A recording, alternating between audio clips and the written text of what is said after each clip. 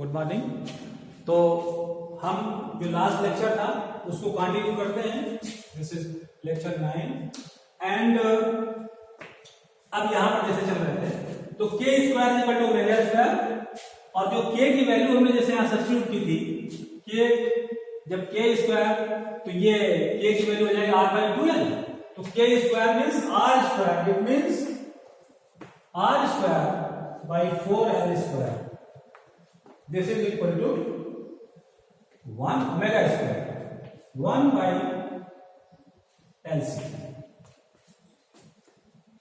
This is r square by 4l square is equal to 1 over LC.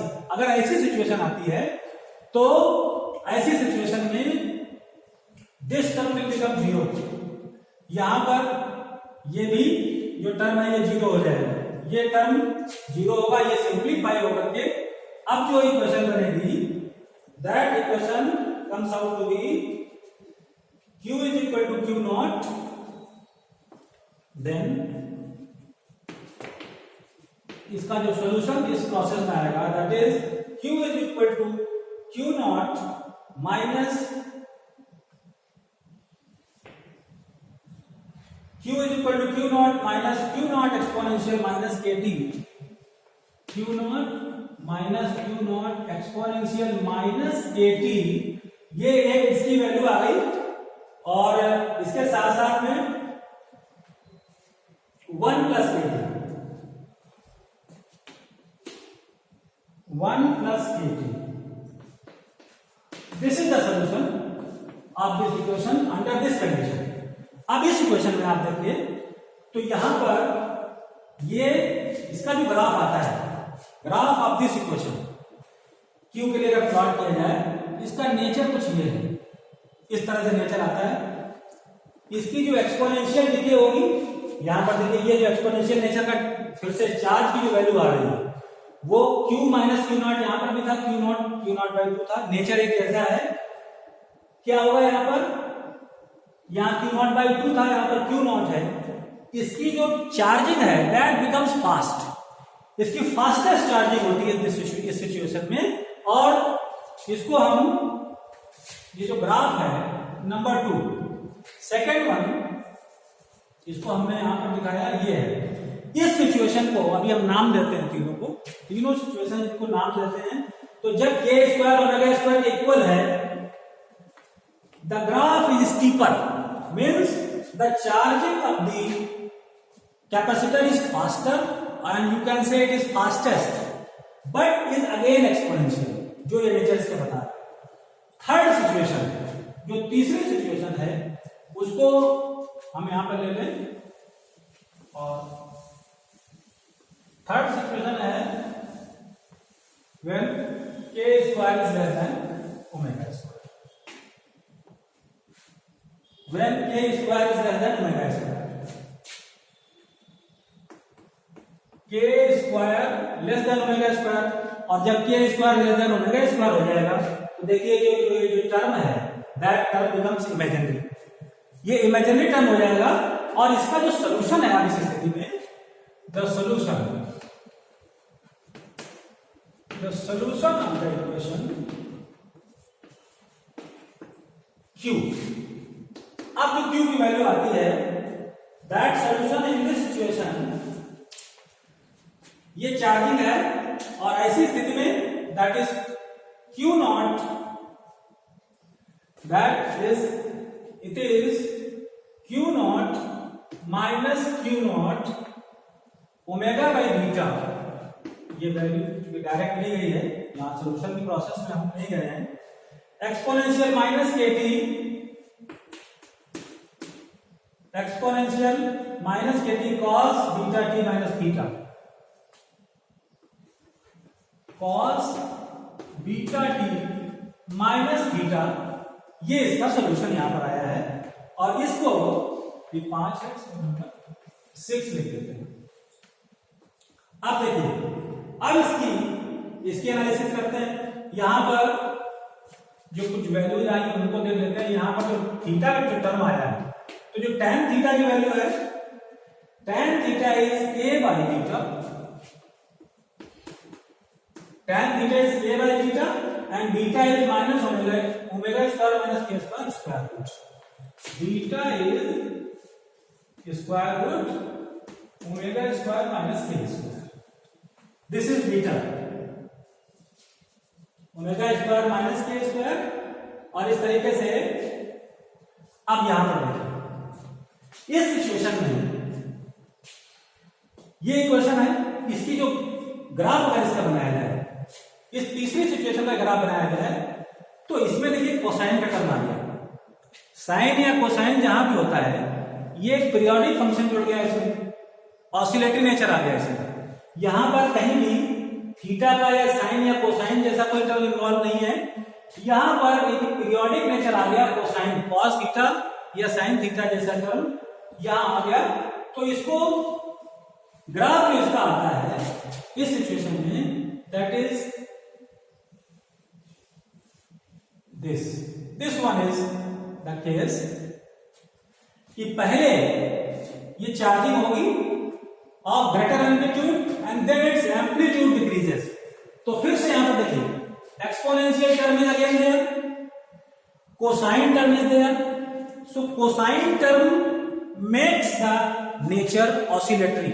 मतलब यहां पर जो इसकी जो नेचर है वो ऑसिलेटरी हो गया और वैल्यू इसकी जो है वो एक्सपोनेंशियल फिर से होगी. इसका मतलब ये हुआ कि जो भी इसका एम्पलीट्यूड है by the time amplitude will be decreasing and nature will be oscillatory.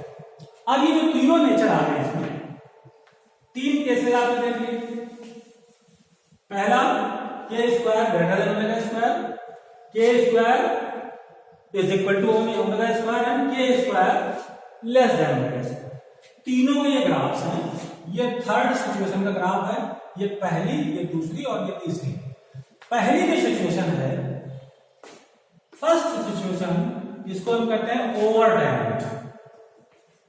ओवरडैम्प्ड. तो ये ओवरडैम्प्ड चार्ज, ये जो कैपेसिटर की चार्जिंग है, डैम्पिंग का मतलब होता है अवमंदित घटना. मतलब जो बढ़ रहा था तेजी से वो धीरे धीरे डिक्रीज हो रहा है, उसकी इंक्रीमेंट घटती जा रही है. तो पहली सिचुएशन कहलाती है ओवरडैम्प्ड, दूसरी कहलाती है critically damped.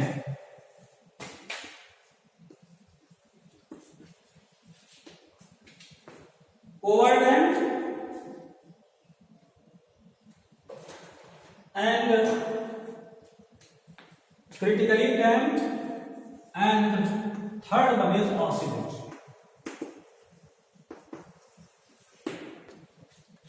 Overdamped, critically damped and oscillatory का मतलब जब भी ये फैक्टर जो हमने यहां पे लिया है ओमेगा की वैल्यू जैसे दर्शाया है R square upon 4 square is equal to 1/LC. ये फैक्टर जब भी के स्क्वायर जब भी ओमेगा स्क्वायर से बड़ा है, सिचुएशन विल जस्ट बी, जैसा कि हमने पहले देखा था उस प्रकार की सिचुएशन होगी. स्लो चार्जिंग होगी, कैपेसिटर की स्लोवेस्ट चार्जिंग होगी सिचुएशन में, इसको हम कहते हैं ओवरडैम्प्ड. दूसरा क्रिटिकल सिचुएशन. क्रिटिकल क्यों नाम यहां पर आया? क्रिटिकल नाम इसलिए आया कि के स्क्वायर अगर यहां से इससे बड़ा था फिर बराबर हो गया और फिर छोटा हो गया.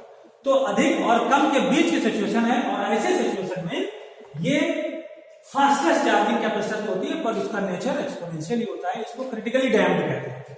और तीसरा जो है जिसमें के स्क्वायर लेस है, इमेजिनरी आता है, एक पीरियोडिक फंक्शन उसके साथ जुड़ गया, इसका मतलब नेचर उसका ऑसिलेटरी हो गया. ऑसिलेटरी नेचर का मतलब क्या हुआ?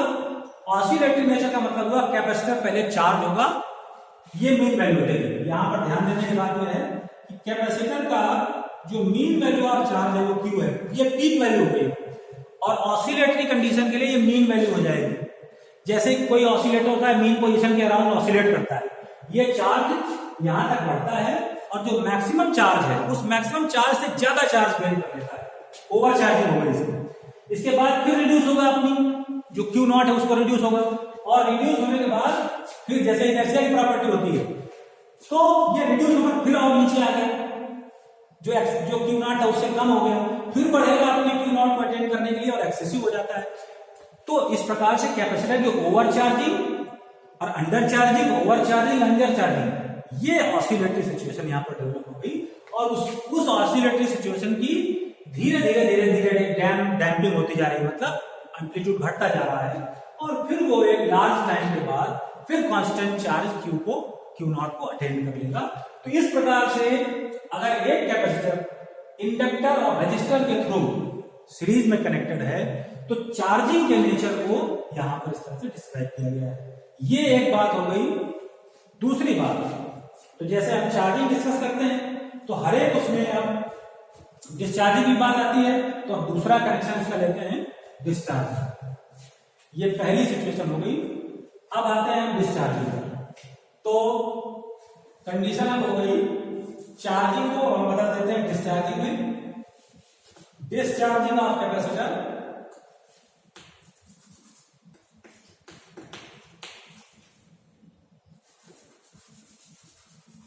discharging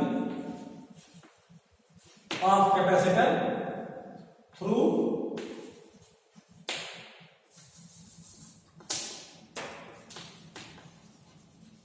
discharging of the capacitor through an inductor and resistor। Circuit वही है, अब हमें करना क्या है? तो अब देखिए सिचुएशन बदल गई। यहां पर अब हमें ये जो now the points this switch is now thrown to 2, जैसे हमने बैटरी को कनेक्ट किया था, now this switch is thrown to 2। अब इसको हमने यहां से कनेक्ट कर दिया, ये कनेक्शन ये हो गया, ये कनेक्शन ये हो गया और बैटरी ऑफ हो गई। बैटरी अब डिस्कनेक्ट हो गई। जैसे हमने इसको 2 बार थ्रो किया, battery is now disconnected from the circuit. और जैसे आपने पहले किया है कि जब बैटरी सर्किट से डिस्कनेक्ट हो जाती है, कैपेसिटर की प्लेट्स में पहले से चार्ज डेवलप हो चुका है। मान लीजिए कि मैक्सिमम वैल्यू Q0 तक ये कैपेसिटर चार्ज हो चुका है और हमने बैटरी को सर्किट से रिमूव कर दिया। Now this capacitor will discharge. अब इस कैपेसिटर की डिस्चार्जिंग होगी इस सर्किट में, ऐसे सर्किट में जिसमें अब कोई सोर्स ऑफ ईएमएफ नहीं है। पहले बैटरी बाहर से लगी थी, this battery was the source of EMF for this circuit और now this battery is removed. तो अब होगा क्या? अब जो भी वोल्टेज जनरेट हुआ है Q, मान लीजिए Q बाय किसी टाइम पर Q चार्ज है कैपेसिटर के प्लेट्स में, तो Q बाई C जो वोल्टेज है उसके कारण से अब डिस्चार्ज होगा, ये सर्किट में करंट फ्लो करेगी और अब जो करंट सर्किट में फ्लो करेगी उससे L के अक्रॉस इंडक्टर में जो इंड्यूस्ड ईएमएफ जनरेट होगा, that induced EMF will now oppose the voltage of the capacitor. Capacitor की चार्जिंग के कारण Q बाई C जो वोल्टेज जनरेट हुआ था, अब डिस्चार्जिंग के समय यही इंडक्टर, इसकी जो इंडक्टेंस है, इसका जो इंड्यूस्ड ईएमएफ होगा वो कैपेसिटर के वोल्टेज Q बाई C को अपोज करेगा। और अब ड्यूरिंग डिस्चार्जिंग, तो अब हम जरा इसको पहले हटा देते हैं, ये चार्जिंग की जो कंडीशन का जो ग्राफ है इसको हटा देते हैं और अब आ जाते हैं डिस्चार्जिंग सिचुएशंस पर। तो now when discharging, when 3 is thrown to 2, battery disconnected. Battery, इसका मतलब ये होगा कि बैटरी डिस्कनेक्टेड, कैपेसिटर डिस्चार्जेस। अब क्या होगा? तो Q बाई C अब इस सिचुएशन में नो, Q बाई C जो वोल्टेज है कैपेसिटर के प्लेट्स में, इंडक्टर के क्रॉस जो इंड्यूस्ड ईएमएफ जनरेट हुआ है, that will be L divided by dt and that will be minus this. तो this is minus L divided by dt और अब नेट ईएमएफ देखिए ये हो गया, कैपेसिटर की प्लेट्स के क्रॉस जो ईएमएफ जनरेट हुआ था minus L divided by dt और this now will be equal to R। ये आपका नंबर 1 कंडीशन आ गई और इस लेक्चर में अभी इतना ही। इसके बाद हम लोग फिर नेक्स्ट लेक्चर में डिस्कस करेंगे। Thank you.